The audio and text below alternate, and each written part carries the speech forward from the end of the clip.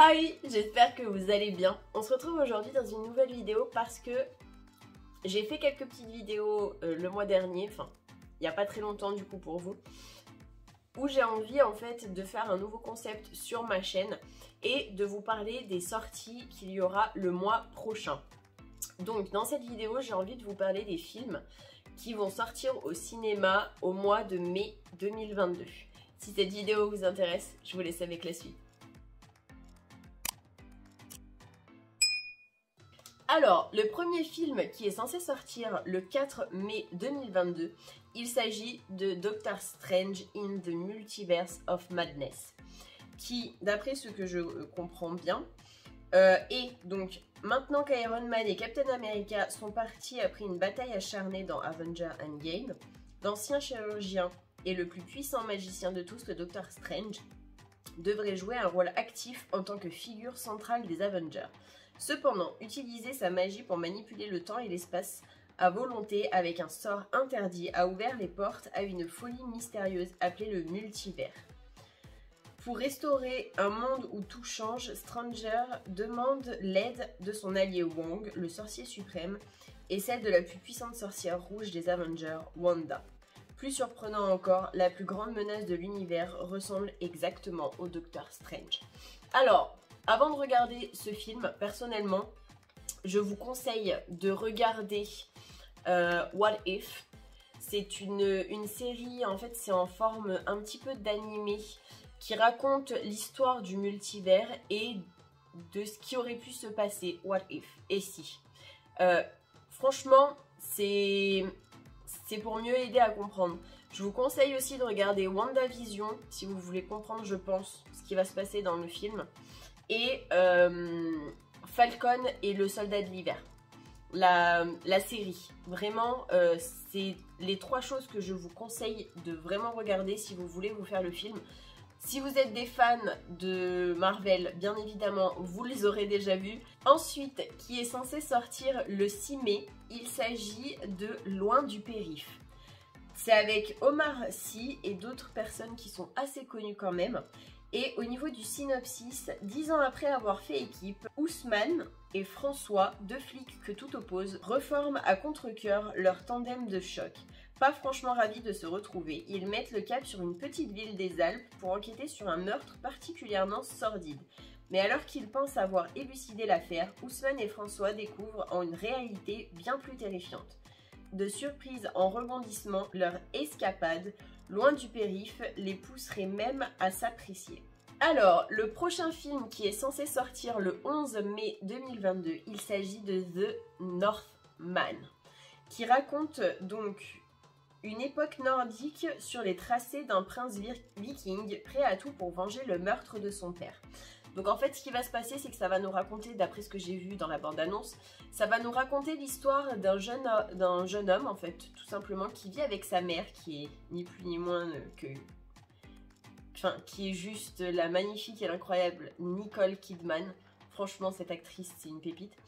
Et son père est un roi viking qui est parti, donc je ne sais pas s'il est parti à la guerre ou quoi, mais il revient après un long voyage. Et en fait, il va se faire assassiner tout simplement par son frère. Et le petit va du coup être exilé. On ne sait pas ce qui va se passer pour sa mère, donc je suppose qu'ils vont la capturer pour s'en servir entre guillemets comme monnaie d'échange, otage ou tout ce que vous voulez. Ou pour en faire la nouvelle reine, pour avoir un minimum de... pas de sympathie des habitants, mais pour pouvoir se faire un nom quoi. Et il va donc décider, enfin il va pas vraiment décider, il va partir de là où il habitait pour grandir, se forger vraiment une personnalité, un corps, vraiment apprendre le plus possible pour devenir le plus fort possible pour pouvoir venger son père et sa mère par la même occasion. Le film suivant, qui est censé sortir aussi le 11 mai 2022, il s'agit de Cœur Vaillant. Au niveau du synopsis, Cœur Vaillant retrace l'odyssée de 6 enfants juifs cachés pendant la guerre. Partis trouver refuge là où personne ne pensait aller les chercher, dans le château et le parc du domaine de Chambord, au milieu des œuvres d'art cachées du Louvre, à Cœur Vaillant, rien d'impossible. Donc ça raconte vraiment l'histoire de 6 jeunes enfants qui font tout faire pour se cacher le plus possible et qui vont être aidés par une jeune femme en fait qui va vraiment avoir entre guillemets pitié d'eux et qui va tout faire pour qu'ils s'en sortent. Le film suivant, il s'agit de Top Gun Maverick qui sort le 25 mai 2022. Et au niveau du synopsis, après avoir été l'un des meilleurs pilotes de chasse de la marine américaine pendant plus de 30 ans, Pete, alias Maverick Mitchell, qui est joué par Tom Cruise, continue à repousser ses limites en tant que pilote d'essai. Il refuse de monter en grade car cela l'obligerait à renoncer à voler. Il est chargé de former un détachement de jeunes diplômés de l'école Top Gun pour une mission spéciale qu'aucun pilote n'aurait jamais imaginée. Lors de cette mission, Maverick rencontre le lieutenant Bradley alias Rooster Bradshaw, qui est interprété par Miles Teller, le fils de son défunt ami. Le navigateur Nick Goose Bradshaw. Face à un avenir incertain, hanté par ses fantômes, Maverick va devoir affronter ses pires cauchemars au cours d'une mission qui exigera le plus grand des sacrifices. Personnellement, je suis pas hyper fan de Top Gun, même si j'aime bien Tom Cruise. C'est pas le genre de choses que j'aimerais, mais d'après ce que j'ai vu, d'après la bande-annonce, au niveau des effets, et ça a l'air quand même d'être un bon film. Je pense qu'il y a quand même pas mal de budget dans le film. Et enfin, pour terminer, qui doit sortir le 25 mai, il s'agit de Bob's Burger, le film. Alors, il est un petit peu spécial, c'est un dessin animé, je pense que c'est, j'allais dire pour toute la famille, mais il y a quand même quelques petites allusions un petit peu sexuelles, mais je pense que les adolescents peuvent regarder, je pense que ça peut être sympa. Au niveau du synopsis, pour les besoins de l'aventure cinématographique qu'est Bob Burger le film, c'est une histoire inédite qui est contée.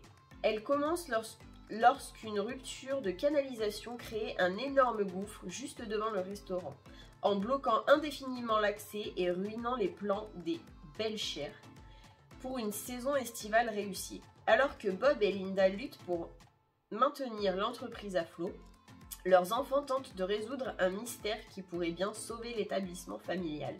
Mais le danger guette chaque jour un peu plus. Pour ces outsiders, l'entraide est maître mot.